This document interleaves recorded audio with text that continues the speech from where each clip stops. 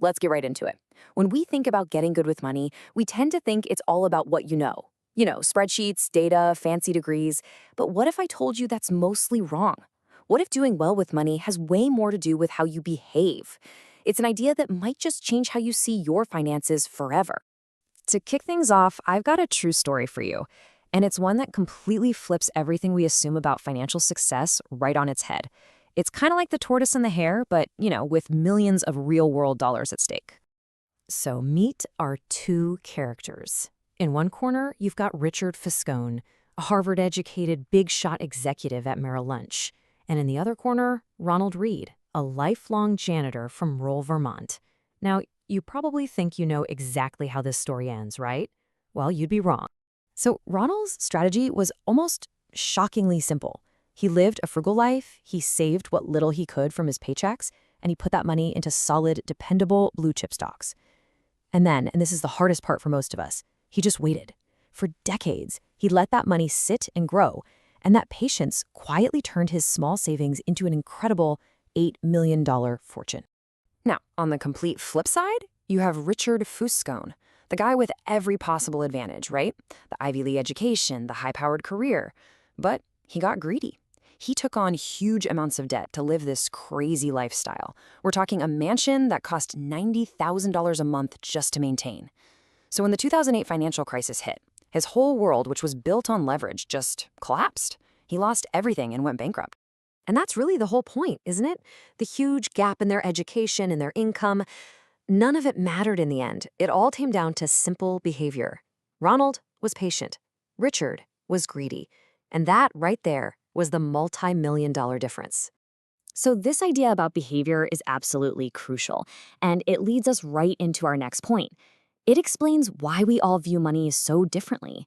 I mean, what seems like a totally logical financial move to you might look completely insane to someone else, and it all just boils down to our own personal history. Think about it like this. Your whole perspective on investing is probably anchored to what the stock market did when you were young. If you came of age in the 80s and 90s, you saw stocks just explode. They went up nearly 10 times. You'd think this is the greatest wealth machine ever. But if you were born just 20 years earlier and grew up in the 70s, you saw stocks basically go nowhere for years. Your lesson would be totally different.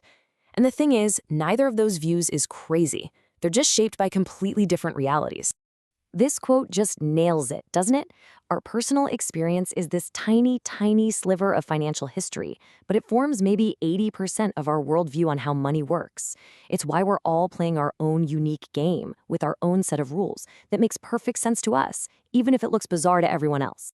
Okay, so on top of our own psychology, our financial lives are constantly being shaped by two powerful, invisible forces that we often just forget to account for.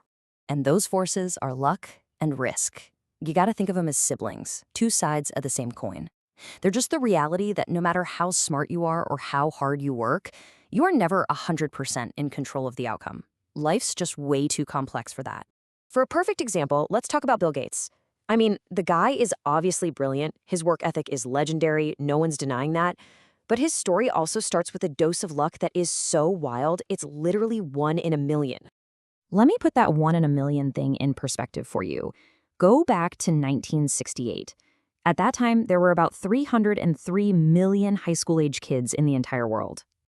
Now, out of all those millions of kids, only about 300 of them went to one specific school in Seattle called Lakeside School. And what made Lakeside so special?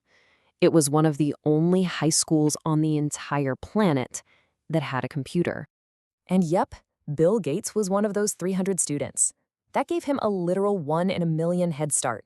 But his brilliant friend at the time, Kent Evans, well, he experienced the exact same force, but it showed up as risk.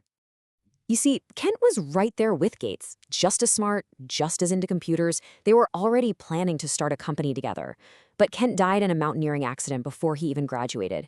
It's just a tragic example of the same magnitude of force, 1 in a million, working in the exact opposite direction.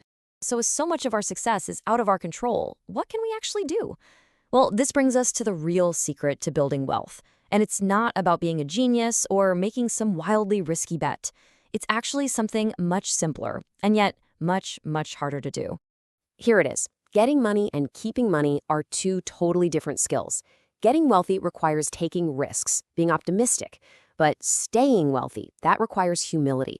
It requires a little bit of paranoia, the constant awareness that what you've built can be taken away just as quickly. And nobody illustrates the skill of keeping money better than Warren Buffett. You know, we all study his stock picks, but that's not his real genius. His real secret weapon is time. It's longevity.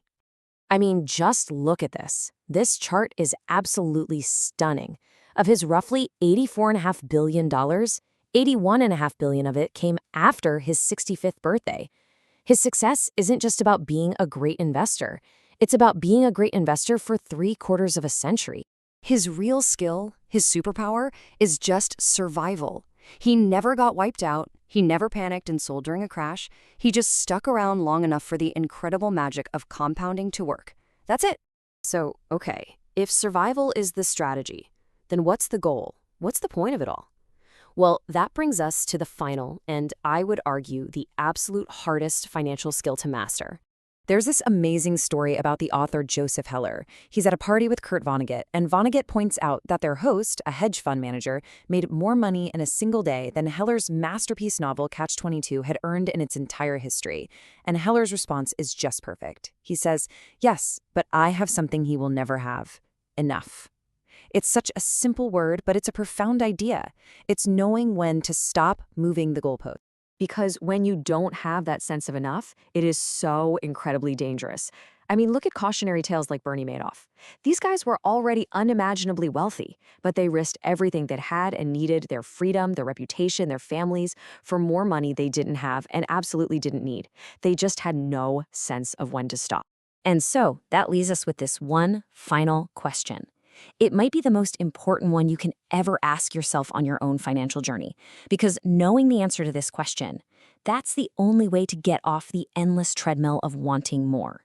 And that, right there, is how you truly win the game of money.